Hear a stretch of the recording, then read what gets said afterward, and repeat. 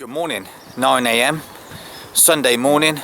It's Valentine's Day, so this may be the last video that you see from me, depending on how the girlfriend reacts when I get back home.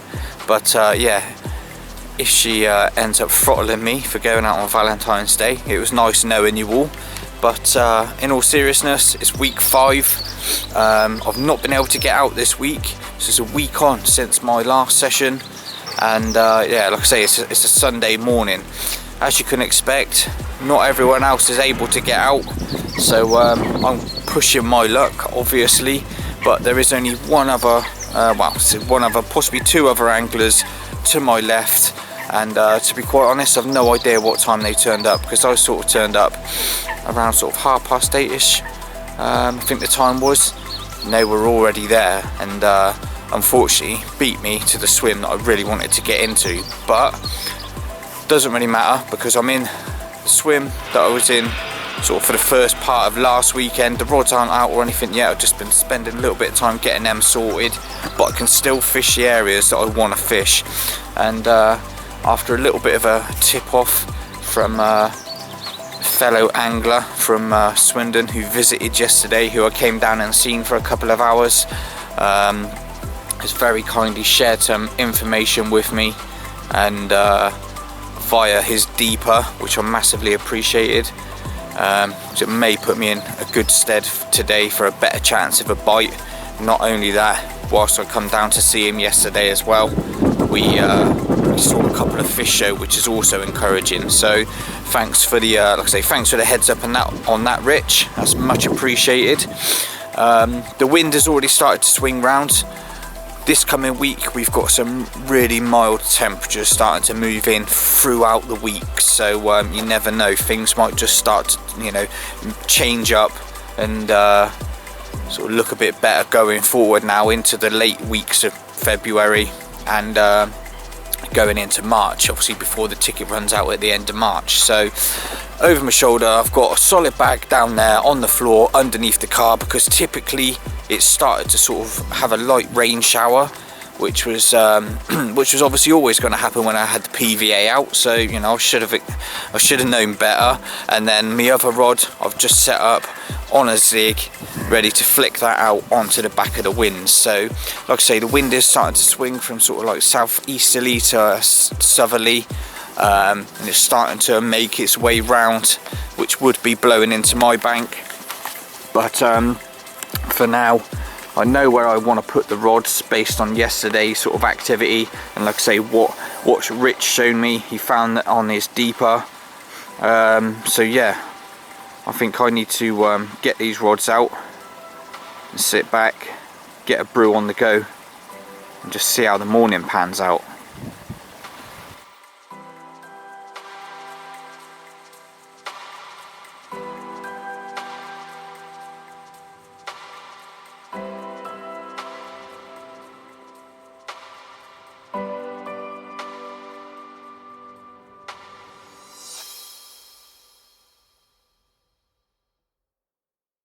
Bag's gone out. So just before I cast this Zig out, I had a few questions last week based off the back of my video, sort of how have I got my sort of Zig set up.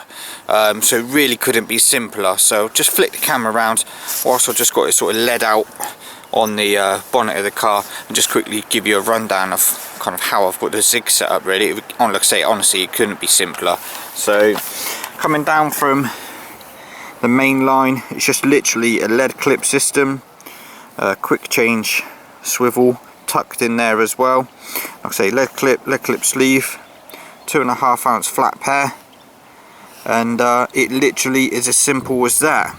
All you then do is just loop on the your Zig with the loop that you would have tied into your Zig line onto the swivel, pull the sleeve over the top. I like to use the long anti-tangle sleeves just to allow sort of a better kick away for the Zig, because obviously when you're fishing quite long lines, quite long Zigs, and you know, any help from an anti-tangle sleeve from wrapping around sort of anything in flight is you know, better than nothing. So I definitely recommend using, like I say, as long as an anti-tangle sleeve as you've got in your tackle box. Goes down to a length of zig line, which this session round I'm fishing at 12 foot. And then I just got a zig. I actually tied one off this week. Just tied it off to the back of the shank of the hook. Little hair rig, little bit of black foam, and then before I cast out, I'll give that a good squeeze in of the booster bottle, whichever one that may be, probably sent from hell. And then, as you would have seen last week, I will just wrap a nugget of foam around it for that visual in flight. And as obviously the lead hits the water, foam will land too, and then the lead will disappear, and hopefully 2 or 3 seconds the foam will disappear as well. So I'm just going to get that one sort of boosted up, PVA'd up. I'm just going to flick it out onto the back of this wind.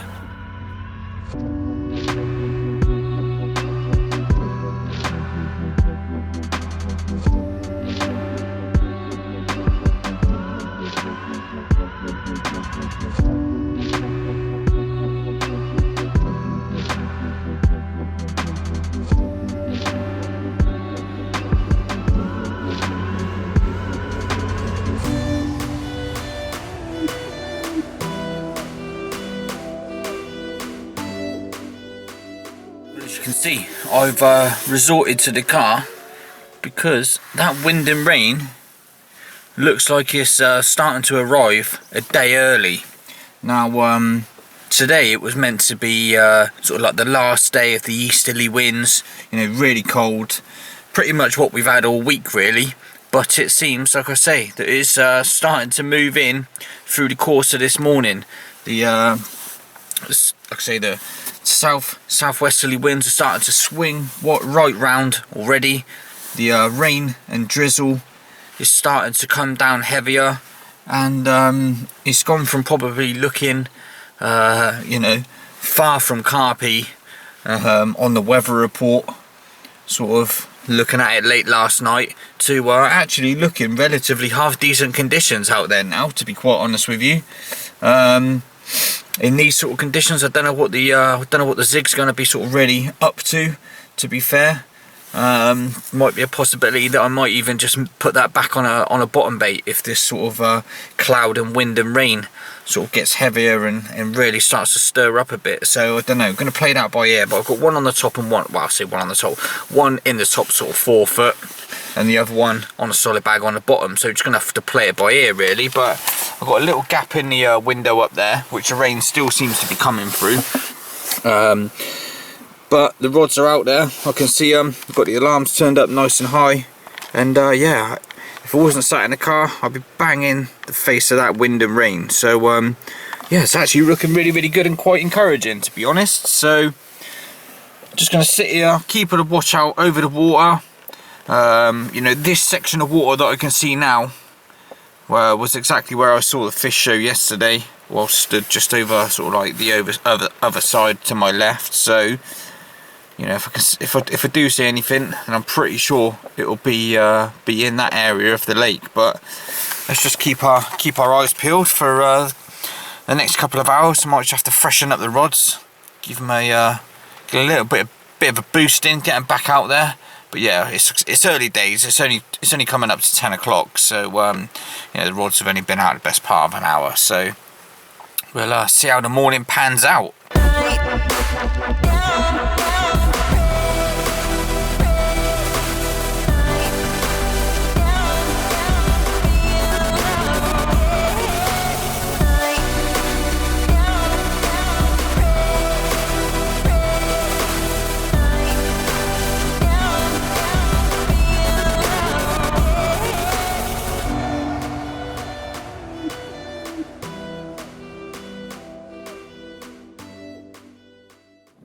Been kind of car bound really this morning, in and out the car, in between rain showers, obviously watching the water, giving the zig a recast, and like I say, midway through the morning I recast that solid bag as well. So try to be active between the rain showers without getting too wet. And I don't know if you can tell at the moment, but that wind is really starting to kick up.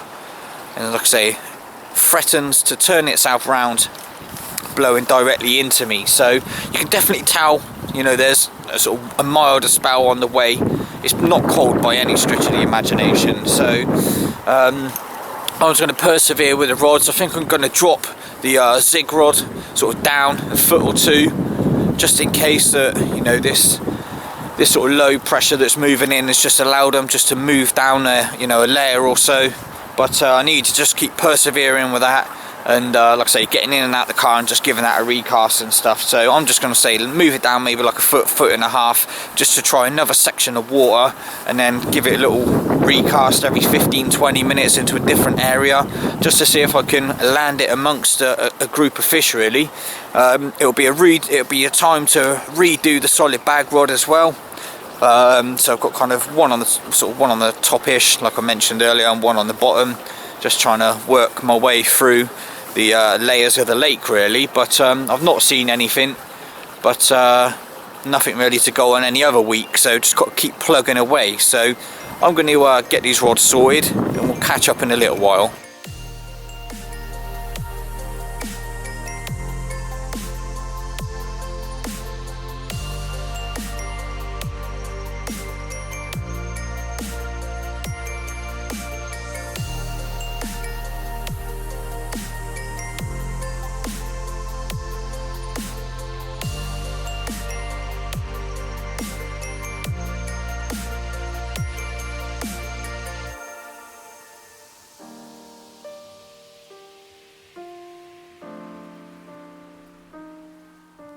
Well, we are into the last hour. Rods are still out. Pretty much everything in front of me is packed away into the car, but it has been most of the day anyway, because it's just literally been non-stop off and on rain, off and on rain. So I've been in and out the car like a yo-yo. I've been recasting the Zig rod every sort of 20 minutes, half an hour, just sort of dotting it around in different places, sort of amongst all the water that I've got in front of me. So I've been regularly recasting that every 20 minutes, 30 minutes, like I say, getting in and out of the car, getting wet, drying off, getting wet, drying off, and then every hour I've just been sort of reducing the Zig by a foot, and again then, you know, every 20-30 minutes recasting it to different areas, again on the hour bringing it down another foot, again recast, literally like that all day with that Zig rod, just trying to cover as much water as I can and as many layers as I can. The left hand rod, so the solid bag rod, I see something sort of a tail flick or something, basically sort of thrashed the surface earlier, just like a bit of a tail flick from a fish. Not quite sure what, possibly you know, another tench rolling, similar to last week, but it was enough to make me get the solid bag rod in and stick it straight on top of it again. So I've been sort of recasting that solid bag rod every couple of hours with a fresh sort of bag in liquid, you know, hemp oil and stuff, just adding to the levels of attraction. But again, nothing's happened with that. So like I say, we are into the last hour.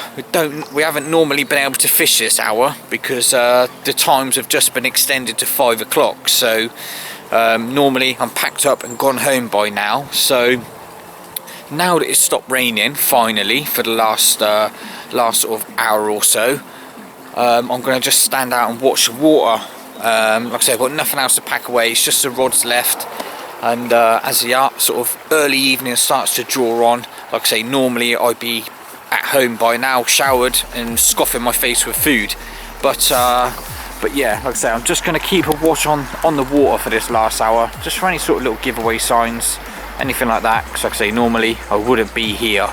So that is going to be basically my last hour, hoping that one of them to rattle off, just flicking that Zig about for the next sort of 20-25 minutes or so, here and there, and then like I say, just hoping that maybe that solid bag rattles off. But yeah, it's been a bit of an uneventful day, to be quite honest. I haven't really been able to do any filming because of the rain. You know, I've just been in and out the car, like I say, just trying to dot the rod around and recast that solid bag rod sort of every couple of hours really. But like I say, you know, it's not really been that sort of, probably not been that great for you watching it. But yeah, as I say, when the weather is a blogger's worst nightmare when it comes to rain and stuff, especially like when you're on your own as well. So yeah, like I say, this one's probably going to be short and sweet. But let's hope maybe something happens with one of them two in the next sort of 45 minutes or so. But if not, as always, thanks for watching. Next week the weather's looking loads better, so you never know, it might be a start of things to come. But until then, thanks for watching. I'm going to wrap it up, but obviously if anything happens in the meantime, then the camera will come straight back out.